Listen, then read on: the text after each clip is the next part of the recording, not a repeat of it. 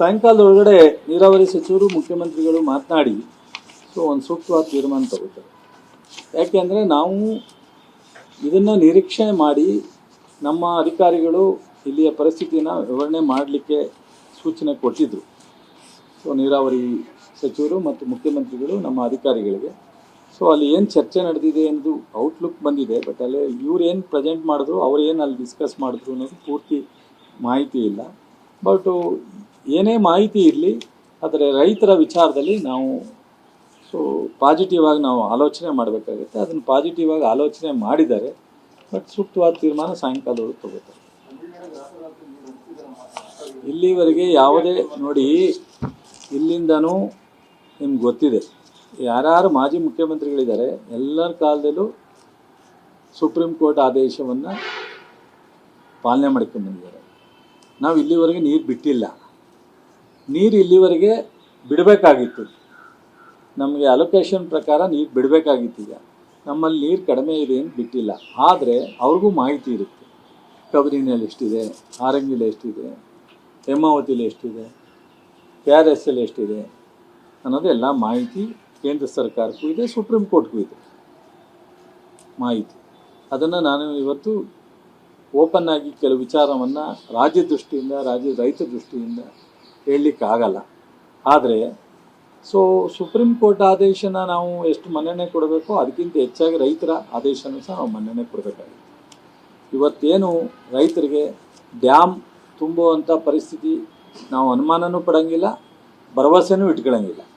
ಈ ತಿಂಗಳ ಎಂಡು ಅಥವಾ ನೆಕ್ಸ್ಟ್ ಮಂತಲ್ಲಿ ಇನ್ನೂ ಮಳೆ ಬರೋ ಅವಕಾಶ ಇದೆ. ಮೊನ್ನೆ ಬಂದಾಗ 10 ಅಡಿ ರೈಸ್ ಆಗಿದೆ. ಇವತ್ತು 93, 94 ಇರಬೇಕು. ಏನೇ 92 ಇತ್ತು, ಇವತ್ತು 93, 94 ಇರಬೇಕು. 7-8 ಸಾವಿರ ಬರ್ತಾ ಇದೆ. ಅದರಿಂದ ಈ ಮಂತ್ ಎಂಡ್ಗೆ ಏನಾದರೂ ಒಂದು ಸ್ವಲ್ಪ ಮಳೆ ಬಂದರೆ ಸ್ವಲ್ಪ ಬರ್ಬೋದು, ಅವಾಗ ಬೆಳೆನೂ ಹಾಕ್ಬೋದು, ಎಲ್ಲವೂ ಹಾಕ್ಬೋದು. ಇನ್ನೂ ನಾವು ಕಾಯಬೇಕಾಗತ್ತೆ. ಇವತ್ತೇ ನಾವು ನಿರ್ಧಾರ ಮಾಡಲಿಕ್ಕಾಗಲ್ಲ. ಆದರೆ ಈಗ ಏನು ಕಬ್ಬು ಒಣಗುವಂಥ ಪರಿಸ್ಥಿತಿ ಇದೆ ಮತ್ತು ಕೆಲವು ಕಡೆ ಕುಡಿಯೋ ನೀರಿಗೆ ತೊಂದರೆ ಇದೆ. ಅದನ್ನು ನಾವು ಗಮನದಲ್ಲಿ ಇಟ್ಕೊಂಡು ಇವತ್ತು ತೀರ್ಮಾನ ತಗೋತಾರೆ. ಮತ್ತೊಂದು ಏನಂದರೆ, ಕುಡಿಯೋ ನೀರು ಅಂದರೆ ಬೆಂಗಳೂರಿಗೆ ಮಾತ್ರ ಅಂತಲ್ಲ. ಇವತ್ತು KRS ಇಂದ ಇಡೀ ಮಂಡ್ಯ ಜಿಲ್ಲೆಯ 60-70% ಹಳ್ಳಿಗಳಿಗೆ ಈಗಾಗಲೇ ಮಂಡ್ಯ ಕಾವೇರಿ ನೀರು ಕೊಡ್ತಾಯಿದೆ. ಇನ್ನು ಉಳಿದಿರ್ತಕ್ಕಂಥವಕ್ಕೂ ಸಹ ಕಾವೇರಿ ನೀರನ್ನೇ ಕೊಡುವಂಥ ಯೋಜನೆಗಳು ನಡೀತಾ ಇದೆ. ಮತ್ತು ಮೈಸೂರು ಮತ್ತು ಬೆಂಗಳೂರಿಗೂ ಸಹ, ತುಮಕೂರಿಗೂ ಕಾವೇರಿ ನೀರೇ ಕೊಡ್ತಾ ಇರ್ತಕ್ಕಂಥ. ಅದರಿಂದ ಕಾವೇರಿ ಅಚ್ಚುಕಟ್ಟಿನಲ್ಲಿ ಬರ್ತಕ್ಕಂಥ ಎಲ್ಲ ನಗರ ಪ್ರದೇಶಗಳಲ್ಲಿ ಮತ್ತು ಎಲ್ಲ ಗ್ರಾಮಾಂತರ ಪ್ರದೇಶಗಳಲ್ಲೂ ಅನೇಕ ಹಳ್ಳಿಗಳಿಗೆ ಇವತ್ತು ಕುಡಿಯೋ ನೀರಿನ ಯೋಜನೆ ಚಾಲನೆ ಆಗಿದೆ. ಹಾಗಾಗಿ ಬಹುಶಃ ಕುಡಿಯೋ ನೀರು ಯಾವುದೋ ಬೆಂಗಳೂರು ಅಂತಲೇ ತಪ್ಪಾಗಿ ಮಾಹಿತಿಯನ್ನು ಮಾಡೋದು ಬೇಡ. ಇದನ್ನೆಲ್ಲ ಗಮನದಲ್ಲಿ ಇಟ್ಕೊಂಡು ಇವತ್ತು ಮುಖ್ಯಮಂತ್ರಿಯವ್ರನ್ನ ನಾನು ಭೇಟಿ ಮಾಡಬೇಕು ಅಂತಿದ್ದೀನಿ. ರಾಮಲಿಂಗ ರೆಡ್ಡಿಯವರು ಮಾತನಾಡಿ ಒಂದು ಹೇಳಿ.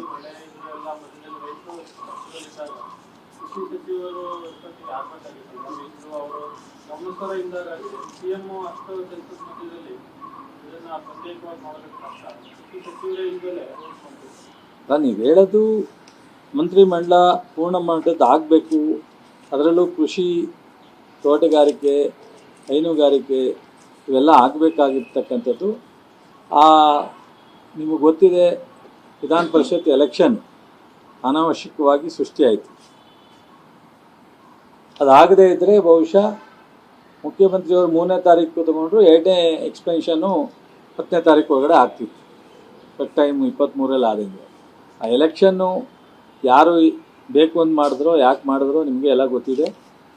ಎಲೆಕ್ಷನ್ ಆಯಿತು, ಹಾಗಾಗಿ ಟೈಮ್ 20ನೇ ತಾರೀಕು ದಾಟ್ತು. ಅದಾದಮೇಲೆ ಬೇರೆ ಪಕ್ಷದಲ್ಲಿ ನಮ್ಮ ನಾಯಕರು ಇರಲಿಲ್ಲ, ಅದರಿಂದ ಸ್ವಲ್ಪ ಲೇಟ್ ಆಗಿದೆ. ಈಗ ಸದ್ಯದಲ್ಲೇ ಮೊನ್ನೆ ಮುಖ್ಯಮಂತ್ರಿಗಳು ನೆನ್ನೆ ಹೇಳಿದ್ದಾರೆ ನಿಮಗೆ, ಆದಷ್ಟು ಬೇಗ ಮಂತ್ರಿಮಂಡಲ ಎಕ್ಸ್ಟೆನ್ಷನ್ ಮಾಡ್ತೀವಿ ಅಂತ.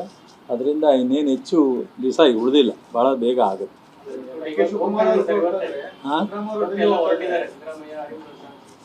ಆಗುತ್ತೆ ಅಂತ ನೆನ್ನೆಲ್ಲ ನಿಮಗೆ ಇಂಡೈರೆಕ್ಟಾಗಿ ಈ ಮೊನ್ನೆ ಮುಖ್ಯಮಂತ್ರಿಗಳು, ಮಾಜಿ ಮುಖ್ಯಮಂತ್ರಿಗಳು, ಪಕ್ಷದ ಅಧ್ಯಕ್ಷರು ಎಲ್ಲರೂ ಹೇಳಿದ್ದಾರೆ. ಸರಿ, ನಾನು ಅದನ್ನು ಹೇಳ್ತಕ್ಕಂಥದ್ದು ಏನು ಆಗುತ್ತೆ, ಆದಷ್ಟು ಬೇಗನೆ ಮಂತ್ರಿಮಂಡಲ ಆಗುತ್ತೆ. ಅದ್ರ ಬಗ್ಗೆ ಯಾವುದಿಲ್ಲ.